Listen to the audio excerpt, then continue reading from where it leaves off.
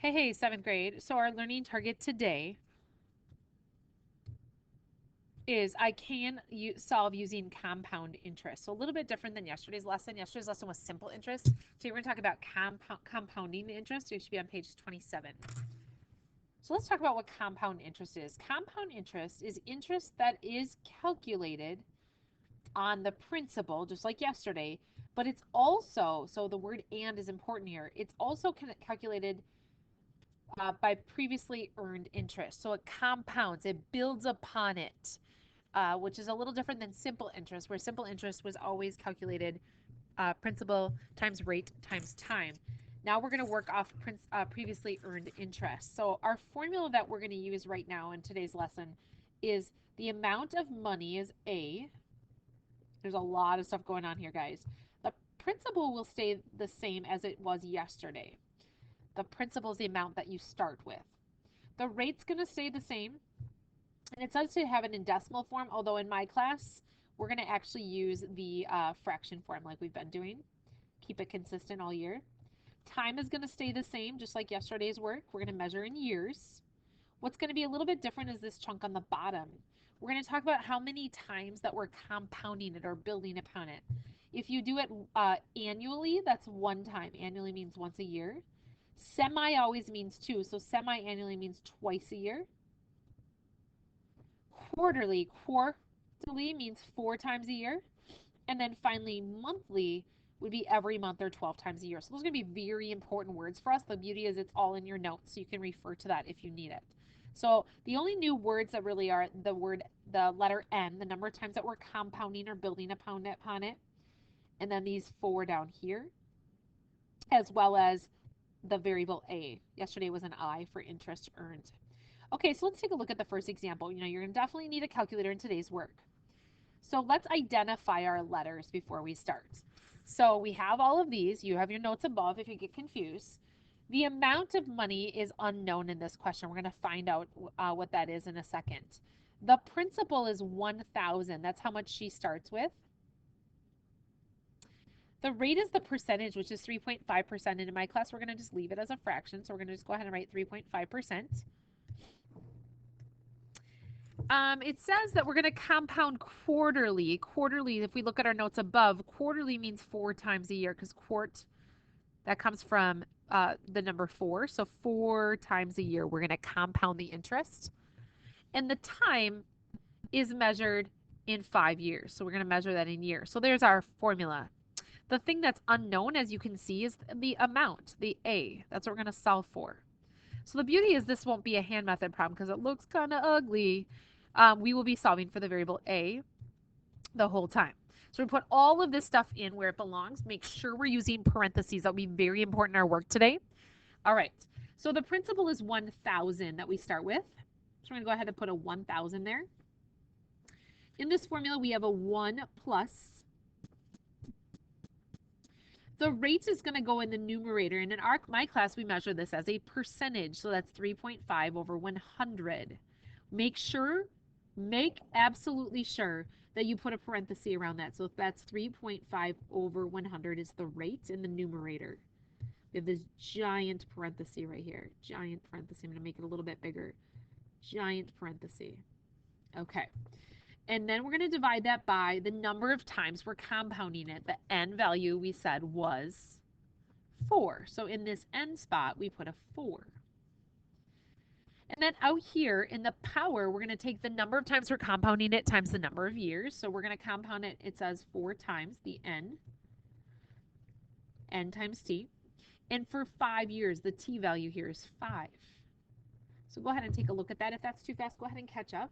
All I did was substitute in for p, r, n, and t. That's what you should be doing right now. Substitution in for p, r, n, and t. It's going to turn into a gigantor calculated problem here. Be very careful on what you're doing. So we're going to start by typing in 1,000. Everybody type in 1,000. I'll go nice and slow here. Then we have this giant parentheses. So you're going to type the parenthesis button. And inside the parenthesis button, you have a 1. So hit 1 and then plus. So far in your calculator, you should have 1,000 left parenthesis 1 plus and then stop. And we're going to work our way from top to bottom on this next fraction. In this next fraction, you do have a parenthesis in there. Parenthesis on the top. You have the number 3.5. I'm going nice and slow here, guys. Hang in there. Division sign. Whoops, I'm sorry. That's not the division sign I was looking for. My fault. I meant this is the division sign here. I'll do it in purple. This is the division sign I meant to do. My apologies for that. Then denominator is 100. Now you have another parenthesis here. Parenthesis. Okay? So I'm going to stop and kind of just refresh what you should have in your calculator. 1,000 parenthesis. 1 plus parenthesis. Working on that fraction. 3.5 division sign.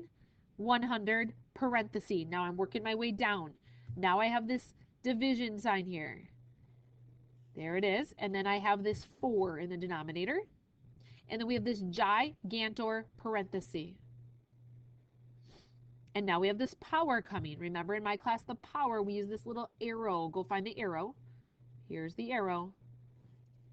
That arrow button is diagonal to the 7 key. And then I'm going to go and I'm going to need to change this to 20 because 4 times 5 is 20. Everybody change that to a 20. And hit equals. Hit equals. You should have 1190.34. That is the amount of money in the account after 5 years. There's your answer. 1190.34. That's the amount of money in the account. If you're struggling with that or you have questions on that, please pause the video and go back. Make sure that you're typing in the calculator sequence correctly or you're going to have major problems. Okay. Meet me at the top of the next page. Example number 2. For example number 2, it says Kelly plans to put her graduation money into an account and leave it there for 4 years. There's our time. So everybody put a 4 in for time. She receives $750 in graduation money that she puts into an account. That sounds like a principal. $750 is the amount she starts with. It earns 4.25%, so that's our rate, 4.25%.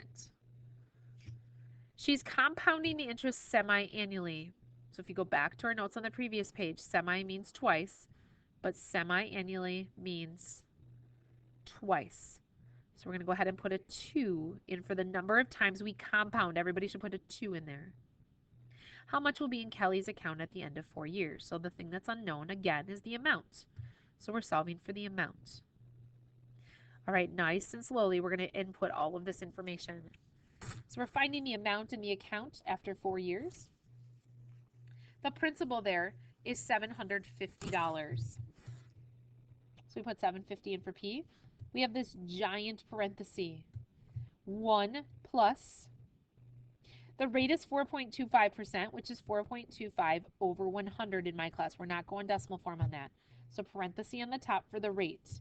That's 4.5%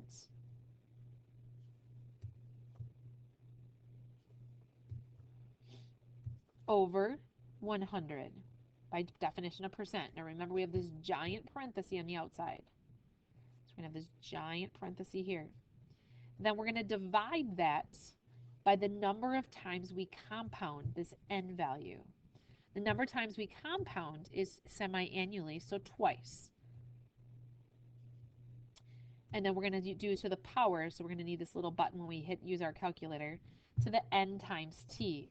So the n value is 2, and the t value, the time, it looks like is 4.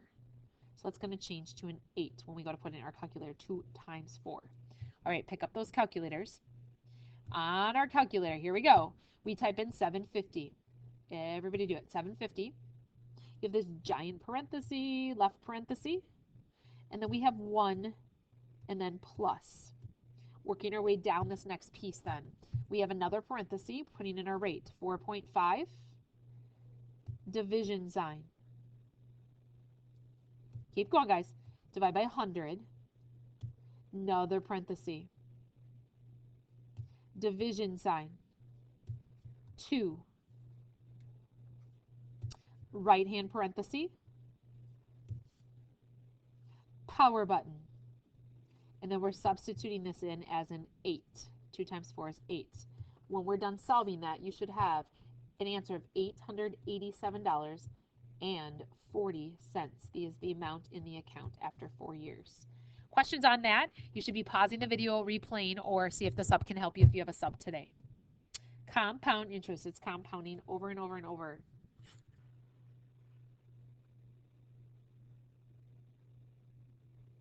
All right, example 3. ABC Bank is offering to double your money. Now we're gonna change this problem a little bit.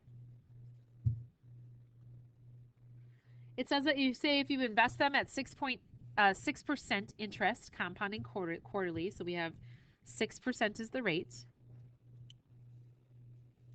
And you're doing that quarterly. Quarterly means 4 times a year. It's asking about doubling your money. I'm going to change the problem a little bit. Instead, if you invest it at $1,500, instead of asking how long that takes, I'm going to ask you to just solve the problem as if the time is 3 years. We're going to just change it up a little bit. Keep it kind of consistent. So the time is 3 years. Your job is to find out how much would be in the account. Kind of similar to what we've been doing. So all the directions in this problem are a little bit off. I need you to put in time of 3 years. We're not going to worry about doubling the money right now. All right, here's the deal. The principal then is $1,500. $1,500 goes in for principal. We have giant parenthesis. We have a 1 plus the rate. The rate is 6%. So rate is 6% is really 6 over 100. So we have 6 over 100 in the numerator. Make sure we have parentheses there. We have this gigantor parenthesis. All right, guys, hang in there. We have division by the n value, the number of times that it's compounding. It said quarterly. The number of times it's compounding then is 4 times in the denominator. Remember, we're going to use this arrow button for our power. And then we have an n times t.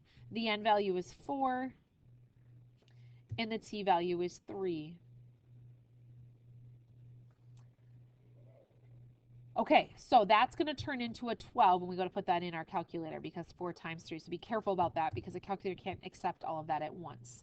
All right, here we go. So we have 1,500, 1,500, left side parenthesis. We have 1 plus. We have a parenthesis. 6 divide 100. I might be going too fast. I'm going too fast. Go ahead and pause that video. Parenthesis. Keep working our way down here. Another division sign. Hang with me. The denominator is 4. Right side parenthesis. Here's our power button. And we're going to enter 12. 4 times 3 is 12. Make sure we enter 12 so we don't mess that up.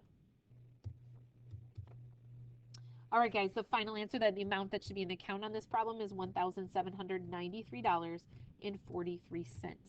After the interest is compounded, it's built on top of each other. The interest the total amount in the account is $1,793.43. Okay, so the good news for you is that you don't actually have any homework tonight. This would be a good time to go back and make sure you have all your stamps for the unit. We do have a test coming up in a couple days. Tomorrow, the plan is to review all material from Unit 7. Have a fabulous night.